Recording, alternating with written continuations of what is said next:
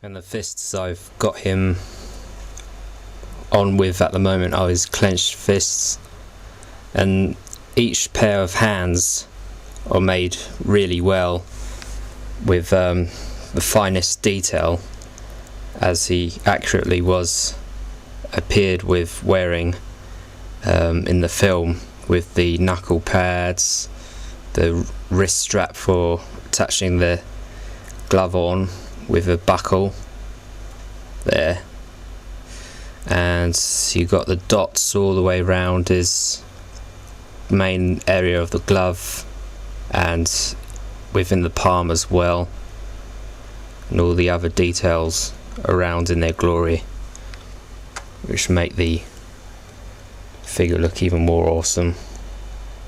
The same with all the other pairs of hands.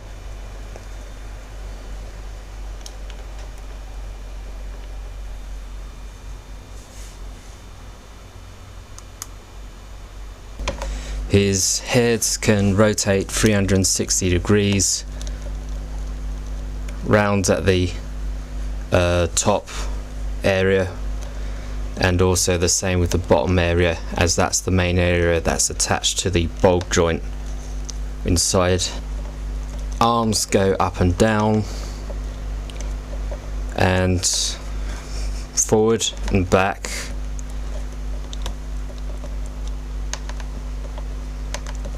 and the rubber creases as you move and hold the joints in whatever position you want, such as the elbow as well. The elbows go in as far as that much, which is pretty far in and close to the upper arm muscle. So the legs go up and down,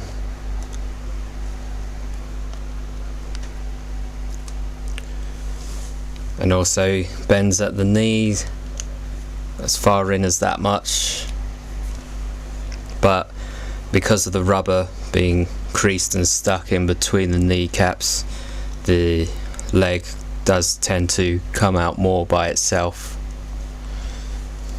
Same again for this leg. His feet go up and down and turn,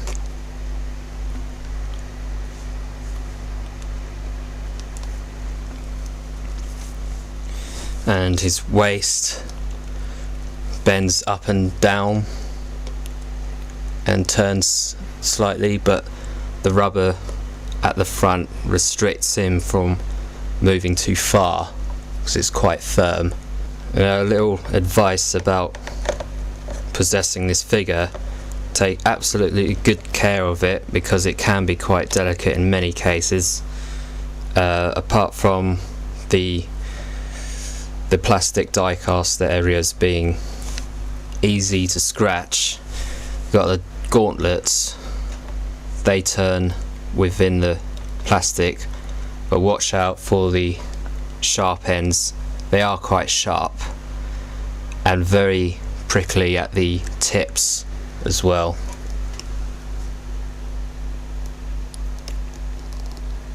And you've got the gap in between each of those spikes as well, the gauntlet. But anyway, be careful when you're changing the hands. Do it in a certain way where you're holding the gauntlet top end that way, pull it back a bit, and then remove the hand from the peg, and make sure your peg is this way, showing out.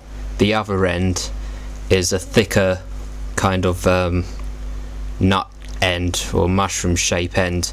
Make sure that part is inside, because you don't want to have this piece come out and have the wrong ends in the holes of the hands, because then as you do it, it'll be harder to take out, and you'll end up expanding the holes within the hand, so once you put them in, they'll be loose.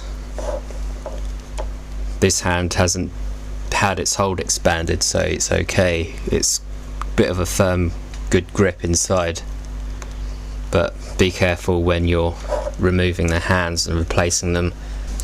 So just before ending this review, I'm going to show you him with his cape off, how to remove it.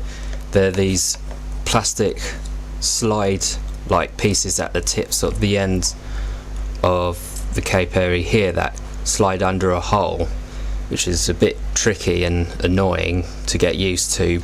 So just pull your finger at the end when you feel the plastic under the cloth, and then pull it up.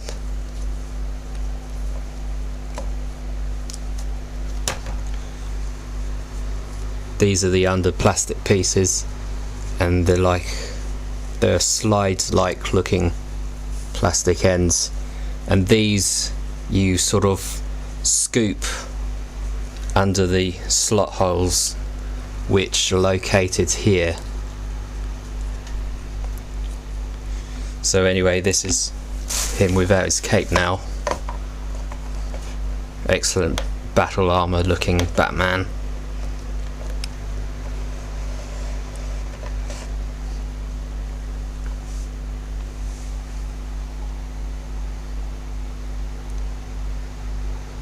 And it feels good to hold as well, and once you open it from its box, it's got that good smell of mint condition and very expensive collectible figure, which is well worth your money spending. And these shoulder pads have the elastic material between this end and the chest piece end, so that they can lift up and go back down. This is underneath.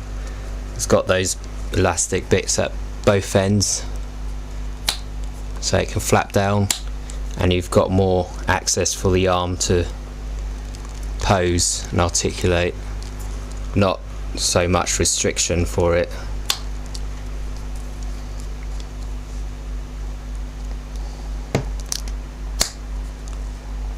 His belt has got the this clip sticking out so that you can attach his grapple gun like so,